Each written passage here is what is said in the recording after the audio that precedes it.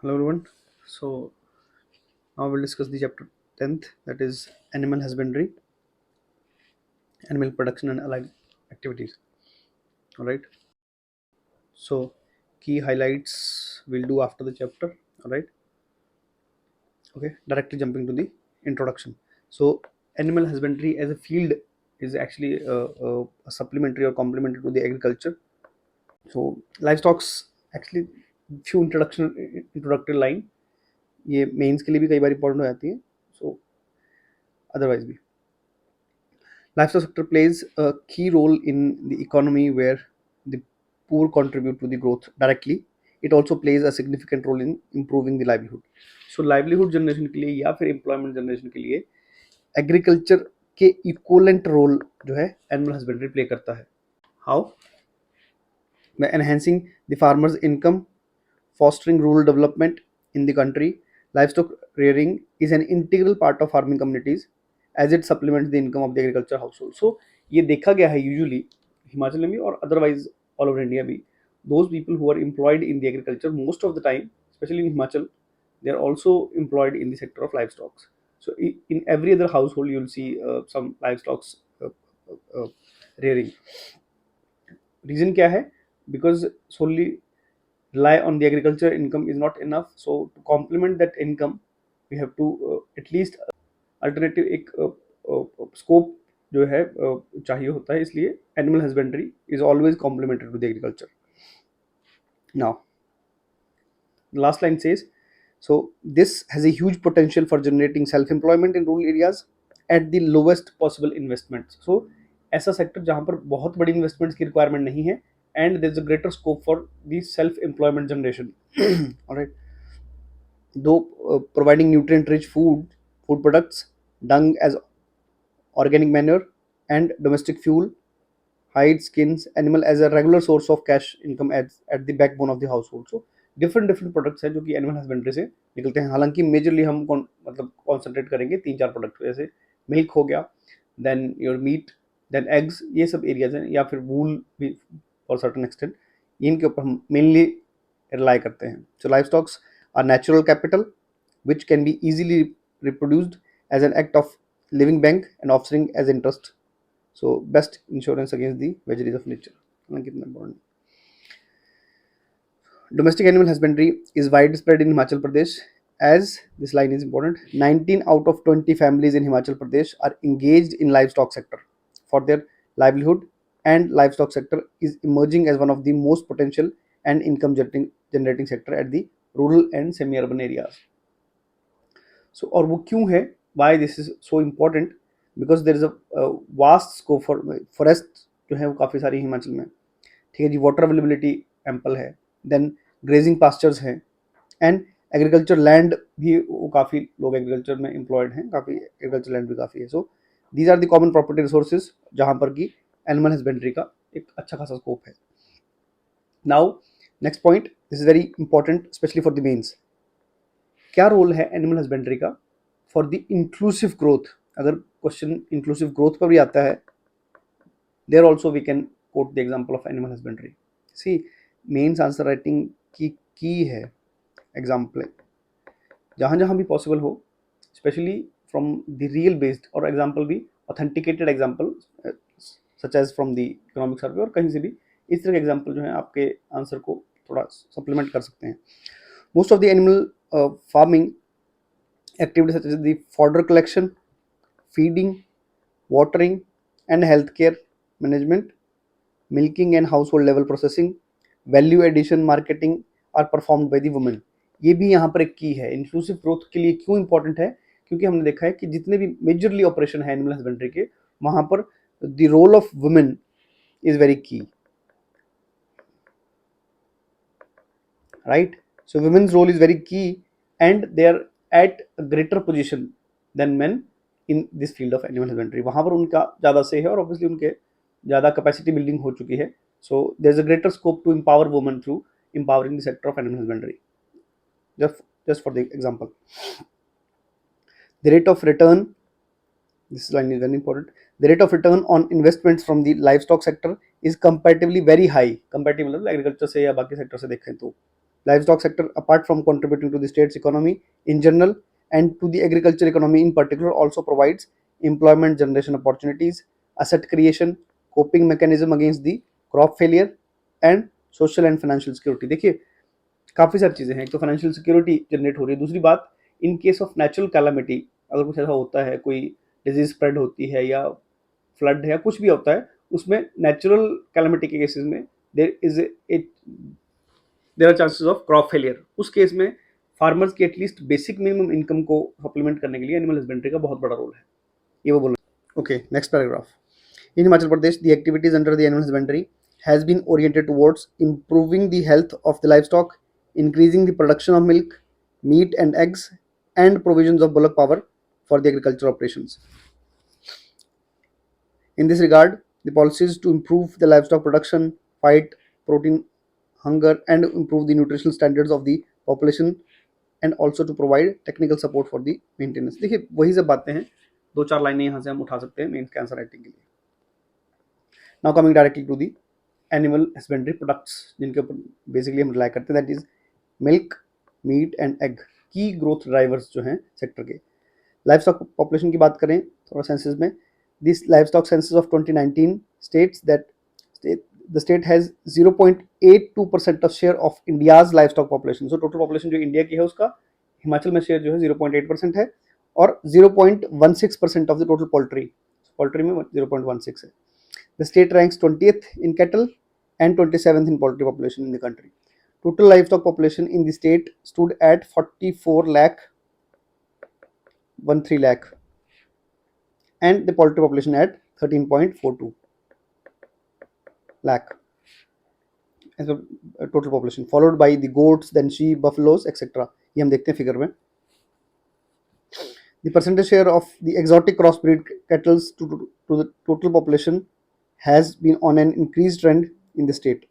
अब क्या बोल रहे हैं, जो क्रॉस ब्रीड पॉपुलेशन है कैटल्स की स्पेशली, उनका नंबर धीरे धीरे ग्रेजुअली इंक्रीज हो रहा है बिकॉज ऑब्वियस रीजन, क्योंकि वो जो क्रॉस ब्रीड पॉपुलेशन होगी उसका जो मिल्क प्रोडक्शन होगा वो हायर होगा, ठीक है जी, उसका मेंटेनेंस कॉस्ट मतलब रिलेटिवली उनसे बेटर होगा और वो रेम्यूनरेटिवली बेटर होंगी दिस ब्रीड्स, ठीक है जी। सो उनका नंबर धीरे धीरे इंक्रीज होगा। Cross breed cattle population in the state rose by 8.64% in the 2019 livestock census compared to the 2012 census, right?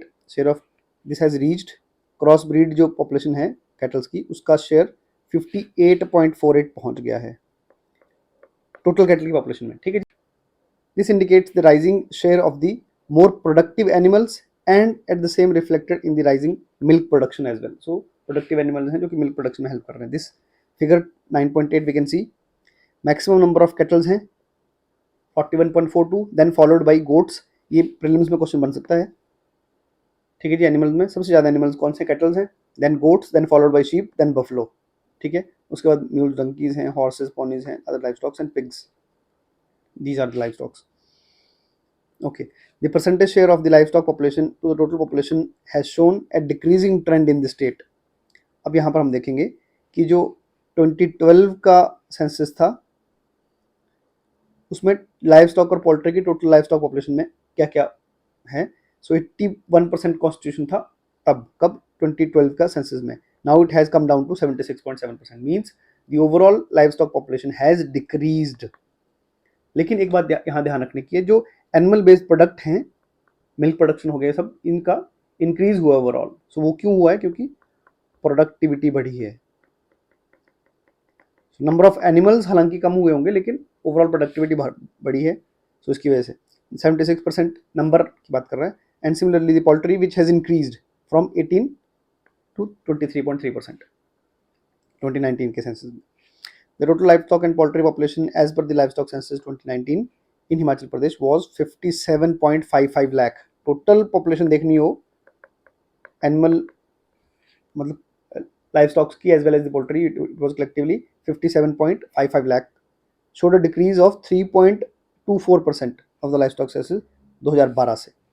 Now we can see from here total livestock population, the last column, it was 58 lakh as per the 2003 census, then it was 60 lakh as per 2007 census, and then gradually it was started decreasing. 2012 May it was 59.48, and then now it is 57.55. So gradually there is a decrease in overall population with the decrease of -3.24. ये किसकी बात कर रहा है? ये decrease जो है. Similarly kettles की बात करें, इट वाज 21 लाख में बात कर रहा है वो, 21 lakh, and then it increase to 22, and then again 21, and this has decreased. So this decrease from 21 to 18 lakh, showing the decrease of 14.94. The cattle population has decreased अगर हम लास्ट सेंसस से compare करें with the negative growth rate of 14.94. सबसे ज़्यादा maximum अगर देखें हम तो we can see here 60%, that is pigs की पॉपुलेशन जो है, हालांकि बहुत माइन्यूट बहुत बड़ी नहीं है, लेकिन अगर ग्रोथ मतलब परसेंटेज वाइज देखनी हो तो ये है. Then there is 40% decrease in the horses and ponies, right. And overall population देखा जाए तो जो लाइफ स्टॉक्स की है registered the negative growth rate of, so life stock has registered the negative growth rate of -8.90. और overall life stock plus population, life stock plus poultry देखना हो, then is negative growth rate of 3.24%. ये basically हम याद रखते हैं, बाकी इतना डिटेल में शायद से नहीं पूछा है. ओवरऑल हमें आइडिया होना चाहिए कि नंबर ऑफ लाइफ स्टॉक्स जो हैं, चाहे वो कैटल्स हों, पोल्ट्री हालांकि इंक्रीज हो रही है, लेकिन number of life stocks kettles हों जो भी हों, उनका नंबर ग्रेजुअली डिक्रीज ही हो रहा है. ऑन दी कॉन्ट्री प्रोडक्टिविटी इनकी इंक्रीज हो रही है because of the more number of cross breed, जो पॉपुलेशन है वो इंक्रीज हो रही है. सो मिल्क प्रोडक्शन की पर कैपिटा बात करें हम तो, so animal husbandry from a humble beginning in the backyard poultry has grown into the dynamic industry. Milk and meat production have also made a quantum leap, with the production increasing substantially. Milk is the single largest commodity contributing highest economy of the state.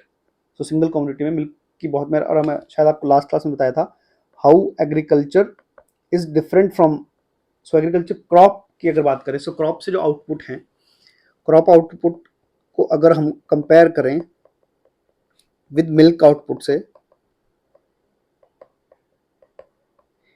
With the perspective of farmer या जो rearing कर रहा है, तो देखिए crop पहले सो करोगे, हमने पढ़ा था प्री फार्म जो भी इनिशिएटिव है, इनपुट्स हैं वो चाहिए होते हैं. हालांकि इनपुट्स यहाँ पर भी चाहिए, लेकिन रिलेटिवली जो टाइम पीरियड है, जेस्टेशन टाइम है, वो कम होता है, राइट. सो क्रॉप का आउटपुट आने में, अब सपोजिटली सो किया, at least it will take 6 months, right. And there is no scope कि वो अल्टरनेटिव कोई नहीं है. On the contrary animal husbandry में यू कैन ट्विस्ट दिस, क्योंकि आपके पास अगर सपोजिटली 4 एनिमल हैं तो 2 का मिल्चिंग पीरियड कोई और होगा, 2 का कोई और होगा. इस तरह से आप अल्टरनेटिवली इनको जनरेट कर सकते हैं, which means you will continuously आपके पास सोर्स ऑफ इनकम होगा. And that source of income supposedly milk है, मिल्क का जो पेमेंट है या मतलब जो फार्मर के इन हैंड कैश आता है, that comes with everyday basis और maximum monthly basis, right. So जो पैसे या फिर जो इकोनॉमी जनरेट होती है एनिमल हस्बेंड्री से, it is more liquid as compared to the economy generated from the agriculture. That's important.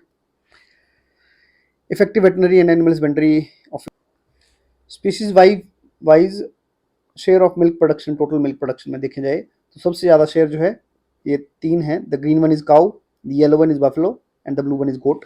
सो 70% जो मिल्क प्रोडक्शन है that is from the cows, and then 27% buffaloes and 3% from the goats. This is for the year of 2021.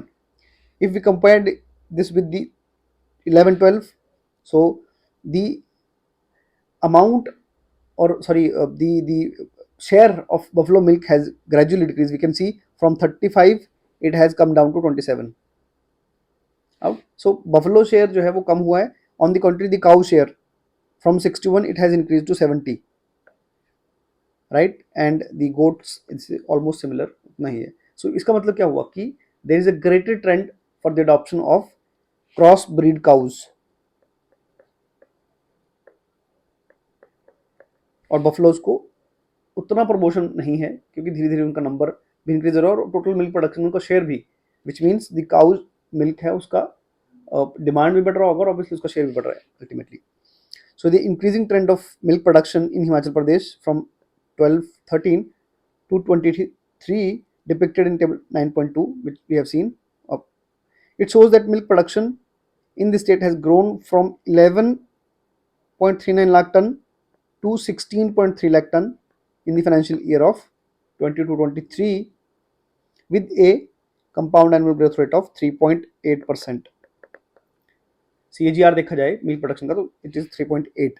The cow milk constitute around 70% of the total milk production, while the buffalo milk around 27, which we have seen, and goat around 3%. Per capita availability, this is also important. Availability of the milk in the state has increased from 455 gram per day in 2012-13 to 650 gram per day by 22-23. This is higher than the national average, which is 427. So it has increased from 555 to 650, right. और जो नेशनल एवरेज है वो कितना है 427. Just for the data ये table देख सकते हैं हम 9.2 same thing. So it has increase from 455 to 650, right. और वो चेंज है कितना हुआ है, दिस इज 2.4 लास्ट ईयर से. और एनुअल जो कंपाउंड ग्रोथ है वो दिस इज दिस. अब आते हैं मिल्क के बाद meat and poultry production. So there has been a decrease in the meat production in the state from the year of 11-12 to 22-23. The egg production on the country has increase marginally. So जो egg production है वो marginally increase हुई है, meat production थोड़ी decrease हुई है. We can see from here, right. So 47 से अगर हम इस पर देखें तो 45 टन की हो गई है. हालांकि अगर हम 11-12 से देखें तो बढ़ गई है, लेकिन यहाँ से कम हुई है, धीरे धीरे अब कम हो रही है. सपोजिटली यहाँ भी देखिए 47 थी, then 43, again 47. So we can see this. Eggs in lakh देखें, so this is 10.50 lakh. This has increase to marginal increase to 11 lakh, right, not much. Growth in livestock sector की अगर बात करें, so livestock rearing is an important subsector under the agriculture and allied activities. ये हम जब GDP हमने करी थी तब हमने करा भी था ये. It contributes around 1.61% of total GVA. So 1.61% of GVA या GSVA and 12% of the agriculture and allied sector. So जो agriculture allied sector उसका 12% and total GVA का 1.61%, right, for the financial year 22-23. Himachal Pradesh gross value of output GVO created by the livestock has steadily increased over the years. It has been marked increasing from 5,496 crore in the year 1819 to 6,793 crores during the financial year 22. So कितना हुआ है 5496 crore to 6793 crore. I hope so basic वो है. अब इसमें भी देखिए breakup of the livestock में से ग्रॉस वैल्यू आउटपुट जो है उसमें maximum 93% from the milk, then 2.7%. So 63 जो हम ये वाला 6793 है इसमें बात कर रहे हैं वो. सो this is 6324 is alone from the milk, which constitute around 93.10%. Then 2.67%, that is 182 crore from the meat. Then 1.75, 118 crore from the dung. Wool and hair 57 crore. Eggs 55 crore. Others जो हैं वो ये देख सकते हैं silkworm या हनी के बाद. Okay, so livestock sector witnessed a growth of 4.3% in the financial year of 22-23. Advanced estimate बोल रहे हैं. Over the period of 17-18 to 22-23, the livestock sector recorded an average growth rate of 8.2%. So बोलने का मतलब क्या है कि comparatively agriculture से there is a greater scope and we have witnessed the greater the growth rates in the animal husbandry sector, right. So few government initiatives for the livestock. The state has recognized the potential of economic benefits of the animal husbandry and hence devote resources for implementing the livestock development strategy. ये सब है animal husbandry and disease control programme, cattle development, sheep breeding, ये हम देख सकते हैं. यहाँ पर से इंपॉर्टेंट चीज़ें जो देखने की हैं, Under the Animal Health and Disease Control Program, 1 state level veterinary hospital, 3 zonal hospitals, 10 polyclinics, 60 subdivision veterinary hospitals, 362 veterinary hospitals, ये सब डेटा पूछ सकते हैं कभी नॉर्मल। ये बहुत बार पूछा गया है पहले, मतलब आज से 4-5 साल पहले तो हर बार ही विदाउट एक्सेप्शन क्वेश्चन आता था ये ब्रीडर्स या ब्रीडिंग के बारे में। So the sheep breeding farms for the improving the quality of sheep and wool, government sheep breeding farms at Jewry, that is Shimla, Tal, that is Hamirpur, Kachcham, that is Kinnaur, ठीक है जी, are supplying the improved sheep to the breeders of the states. One ram centers, this is important, Nagwai, that is Mandi, is also functioning where improved rams are reared and then supplied to the breeders, right?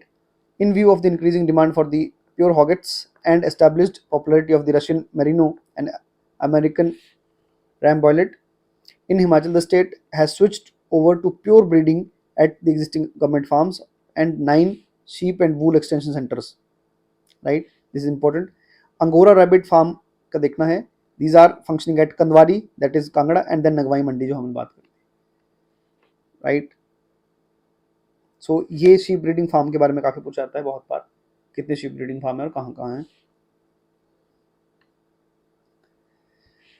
Next है जी, with the intention of ensuring the continuation of the Spiti breed of the horses. So Spiti breed of horses actually चौमुर्थी करके breed होती है, उसको बोलते हैं चौमुर्थी. This is a special breed of horses. वो high altitude areas के लिए, cold area, cold temperature के लिए थोड़े equipped होते हैं. So उनको Spiti breed of horses बोलते हैं. So a horse breeding farm has been set up at Lari. ये काजा के पास है थोड़ा सा पहले. So in the neighborhood of Lahaul Spiti district. The farm has been home of 71 horses from the beginning the year, and then in the same location, उसी जो premises है horse breeding farm का location as horse breeding from Lari, a yak breeding farm is also established in the same premises only. So horse plus yak, ये जो breeding farm है ये कहाँ पर है? Lari, that is Lahaul and Spiti. Right? बहुत बार पूछा question है, पूछ सकते हैं. सो टोटल नंबर ऑफ याक्स हैं 63 और टोटल नंबर हॉर्सेज हैं 71. हालांकि इतना डिटेल में शायद ना पूछे. Okay. So welfare schemes for the life stock owners. Scheme, कुछ एक स्कीम जो है गवर्नमेंट रन कर रही है. पहली बात है scheme for the general BPL farmers. During the latter 3 months of the pregnancy, indigenous and crossbreed cows owned by BPL families in general category are eligible for 50% subsidy on the pregnancy rations 3 kg per day. इस ration के ऊपर 50% subsidy जो है government provide करती है during the pregnancy period of the cow और cattle. और purpose क्या है? To increase the milk production, to reduce the inter calving period and to improve the health of the pregnant cows. Second, उत्तम पशु पुरस्कार योजना. अब किसी के पास कोई ऐसा कैटल है जिसका बहुत अच्छा मतलब वो है, मिल्क प्रोडक्शन बहुत ज़्यादा है, सपोजिटली कितनी 15 लीटर्स पर डे और more. So more than 15 litres per day अगर किसी काऊ या किसी मतलब कैटल का मिल्क प्रोडक्शन है, उसके लिए गवर्नमेंट एक नोशनल प्राइस जो देती है. कितना देखिए यहाँ पर. सो उत्तम पशु पुरस्कार योजना is being implemented in the financial year 22-23 with the provision of 100 lakh. The farmers who have milk cattle or buffaloes with milk output of more than 15 liters a day, this plan provides 1000 rupees as a reward to the beneficiary animals. So 1000 रुपये as a notional reward की तरह दिया जाएगा हर उस animal को जो 15 litre per day या उससे ज़्यादा मिल्क कैपेसिटी है. सिमिलरली पोल्ट्री डेवलपमेंट के लिए जो स्कीम्स हैं, बैकयार्ड पोल्ट्री डेवलपमेंट प्रोजेक्ट, इसमें कुछ ज़्यादा जोरदार है नहीं, सिंपल वही क्या क्या वो उसमें दिया जाता है. हिम कुक्कुट पालन योजना, हमें सिर्फ स्कीम्स के नाम याद करने, this would be enough. Right. Then innovative poultry productivity project under the national livestock mission, उसी के अंडर है ये. Similarly this also innovative poultry productivity project. Now this is central schemes, इसलिए इंपॉर्टेंट है. राष्ट्रीय Gokul mission, RGM is a critical for increasing the milk output and bovine productivity in order to fulfill the rising milk demand and make dairying more profitable in the country. Right? Especially the rural farmers उनके लिए. अब उसमें क्या क्या है major activities? Establishment of Murrah breeding farm under the national livestock mission or the promotion of Murra in the state. This is very important. Murra breeding farm is being established at district Una. पूछा सकता है question ये directly, right. सो मुर्रा एक buffalo की breed है, right, इसलिए it is planned to establish the breeding farm for the high pedigree Murrah buffaloes in Himachal Pradesh with the goal of producing high genetic merit Murrah buffalo bulls for the use of sperm stations, right. So Murrah buffalo breeding farm है district Una में as part of the राष्ट्रीय Gokul mission establish किया जा रहा है. Establishment of Gokul Grams. The scheme objective are to promote the indigenous cattle rearing in the state. So cross breed का तो obviously क्योंकि उनका मिल्क प्रोडक्शन हाई है, उनका बेनिफिट्स काफ़ी हैं, तो लोग खुद ब खुद कर रहे हैं उनको अडॉप्ट. लेकिन क्यों ना गवर्नमेंट चाहती है कि जो ट्रेडिशनल वैरायटीज़ हैं या जो इंडिजीनियस कैटल हैं उनको भी साथ में हम लेकर चलें, उनके लिए ये गोकुल ग्राम स्कीम है. And with the goal of conservation, propagation and development of the indigenous breeds to increase the productivity of local cattles. ठीक है जी. नेक्स्ट यही इसके बारे में है. Next, progeny testing Jersey programme in district Kangra. This is important.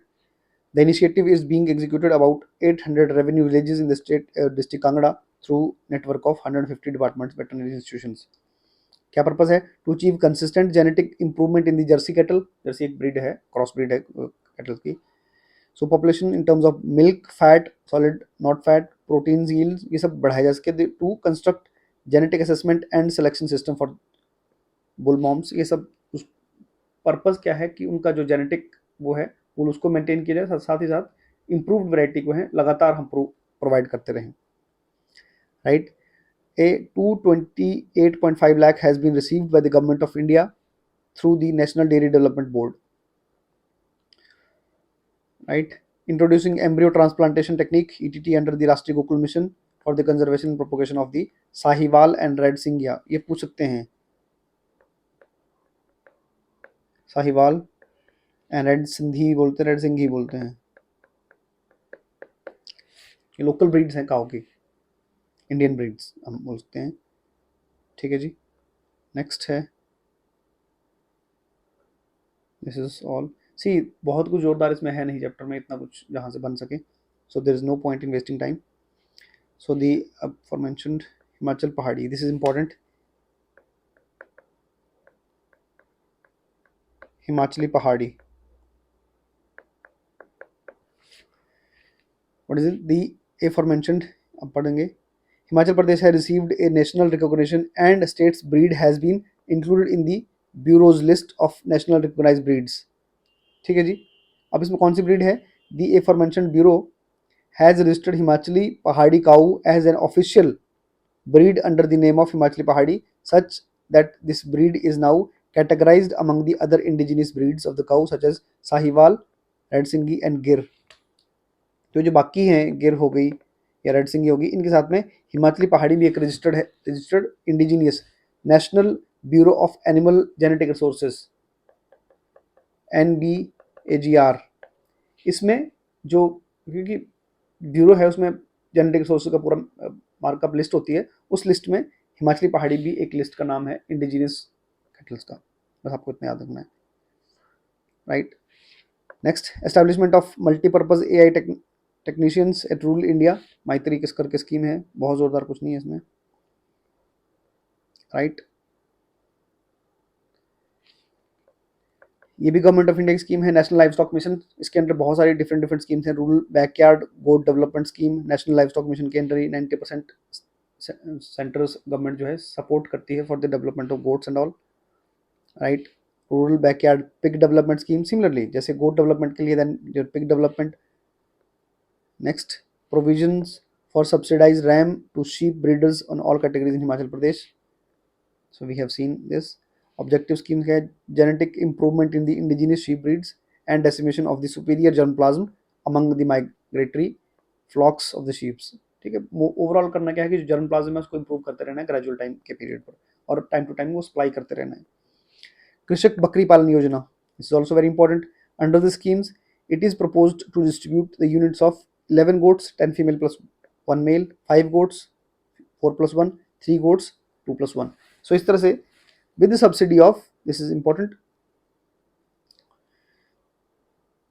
of beetle, sirohi, jamnapari, और white Himalayan long haired breed at the subsidy of 60% to the goat farmer. So 60% subsidy दी जाएगी in case of purchase of the set of goats, right, from the government only. Next, rural backyard sheep development schemes, same वही है, उसमें 95% subsidy जो दी जाती है इसमें, बस इतना याद रखना आपने. So assistance to the state for control of animal disease, the basis of 90% share and 10% share of the for free immunization affection, वो जो भी वैक्सीनेशन वगैरह या जो भी इम्यूनाइजेशन के प्रोग्राम्स हैं गवर्नमेंट चलाती है फॉर द एनिमल्स. राष्ट्रीय कृषि विकास योजना में जो एनिमल हस्बेंड्री का कंपोनेंट है उसको देखते हैं. Financial year 21-22 3 crore was received under the schemes for undertaking the various activities of animal husbandry, right. This is important animal husbandry में. Himachal Pradesh state cooperative milk producer federation, ठीक है जी. HP milk fed. HP milk fed was registered in 1980 but it started functioning या operations in 1983 with the transfer of dairy development activities, right. So it has started the functioning in Mandi, Bilaspur, Hamirpur, lower areas में. उसके बाद subsequently it was transferred to the federation 1988 में. फिर उसके बाद उसका function जो है बाकी डिस्ट्रिक्ट में स्टार्ट हुआ होगा. The main objective of the organisation, अब जो ये ऑर्गेनाइजेशन है करती क्या है, has 1097 milk producer cooperative societies and total membership of these societies is around 46,973 within which 225 women dairy cooperatives भी हैं. अगर ये 1000 में इसमें से 250 वुमेन कोऑपरेटिव्स भी हैं. At present Milkfed is running 22 milk chilling plants. ये सब पूछ सकते हैं यहाँ से प्रीलिम्स में. क्या पूछ सकते हैं, 1 milk powder plant with capacity of 5 metric tonne per day is Dattnagar Shimla में जो एस्टेब्लिश है. And 1 cattle feed plant of 16 metric tonne per day capacity is functioning at Bhor. So these are 2 question वो ऑलरेडी आ चुके हैं, दत्तनगर के बारे में भी and then Bhor, that is in district Hamirpur. Now next, milk fade markets रफली 23,000 litres of milk every day produce होता है including the bulk milk supplies. इस बार देख सकते हैं एक प्रोडक्ट है यहाँ पर हिम के नाम से which is important. So under the brand name of Him, milk fed is also produces milk powder, ghee, butter, dahi, paneer and sweetened flavoured milk etcetera.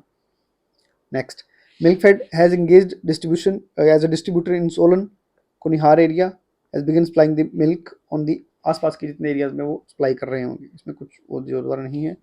New innovations of Himachal Pradesh milk fade. अब वहाँ से क्या है, मिल्क फेड के through किन किन एरियाज को सर्व किया रहा है. सबसे इंपॉर्टेंट तो है Himachal Pradesh milk fed under the integrated child development scheme ICDS में जो है वो फूड की सप्लाई जो है मिल्क फेड से होती है. प्रोड्यूसेस पंजीरी, बेकरी बिस्किट्स, सेवियाँ and pasta for the welfare department. ICDS scheme I hope आप जानते होंगे. सो लैक्टेटिंग मदर्स और newborn childrens and up to the age of 6 year, 0 to 6 year के एज के जो बच्चे हैं उनकी न्यूट्रिशन सिक्योरिटी के बारे में ये स्कीम है. बिकॉज 6 to 14 तो हम जानते हैं स्कूल में होंगे बच्चे तो वहाँ पर उनका खाने पीने का बंदोबस्त या ध्यान रखा जाता है, लेकिन उससे पहले 0 to 6 is also important. This is being catered under the scheme of ICDS along with the lactating and newly जो मदर्स हैं वो उनके भी 1 साल तक का ध्यान उनका रखा जाता है न्यूट्रिशनल सिक्योरिटी के लिए. Next, during the financial year 22-23 a new factory with capacity of 50,000 liters of milk per day to become operational at milk processing plant that is Mandi में, therefore benefiting the state's dairy cooperative. A new plant with the capacity of 50,000 liters per day is being constructed at the milk processing plant at Dattnagar, which हमने बात करी शिमला में. Himachal Pradesh Milk Fed has installed bulk milk coolers at Karsog and Lambathach with the capacity of 5,000 liters capacity each. Right? Wool procurement के बारे में थोड़ा बहुत कर सकते हैं. शीप एंड अंगोरा रैबिट के वूल के बारे में है, उसमें बहुत कुछ जोरदार है नहीं, हम बन सकते हैं इसमें कुछ क्वेश्चन नहीं बन सकता ऐसा. Now next sector is fishery and aquaculture. यहाँ से भी कुछ एक क्वेश्चन एक आध बन सकता है. Fishery is an important sub sector of the primary sector. The promotion of pisciculture is और has been a priority of the government. ठीक है जी. अब वो क्यों है, The state is endowed with rich potential of river water, trout waters and reservoir fishery resources. So हम देखते हैं क्योंकि बहुत सारी रिवर्स हैं या स्टोर्ड वाटर हैं, वहां पर एक बहुत बड़ा स्कोप है पिशिकल्चर का, मतलब फिश प्रोडक्शन का. During the downstream journeys, the Byas, Satluj, Ravi rivers acquire several streams containing valuable cold water fish species such as the Sizothrax, golden mahashir, exotic trouts. ये पूछ सकते हैं कुछ fish species के नाम, ये हम याद करेंगे.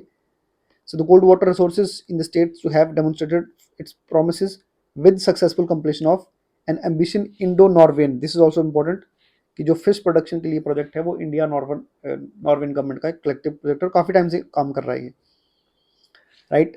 और मेजर एरिया जो रिजर्वॉर हैं जैसे गोविंद सागर हो गया, पोंग डैम हो गया, चमेरा लेक है, देन रंजीत सागर डैम है, these are also all of them are the major sources of the fish production. Fish production को देखा जाए तो अबाउट 6175 फिशरमैन जो है रजिस्टर्ड फिशरमैन हैं स्टेट में. Cumulative fish production was 17,136 metric ton, valued around 24,900 lakh. Around 6.33 ton of trout has been sold from the state farms. ठीक है जी. ट्राउट को काफ़ी फोकस किया जाता है उसका, क्योंकि उसकी जो कॉस्ट है, उसकी वैल्यू है, इकोनॉमिक वैल्यू वो ज़्यादा है और ट्राउट की, इसलिए कुछ एक और पढ़ते हैं. There has been significant rise in the total fish production. Himachal Pradesh in the last decade fish production more than doubled during the financial year. 12-13 से लेके 22-23 तक जो फिश प्रोडक्शन डबल हो चुकी है almost.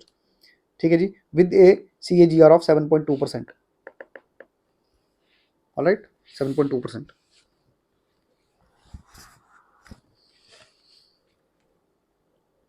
The overall fish production crossed 8560 metric ton to 12-13 to 16,000 metric ton 21-22 में, and expected to reach the 17,000 ton this year,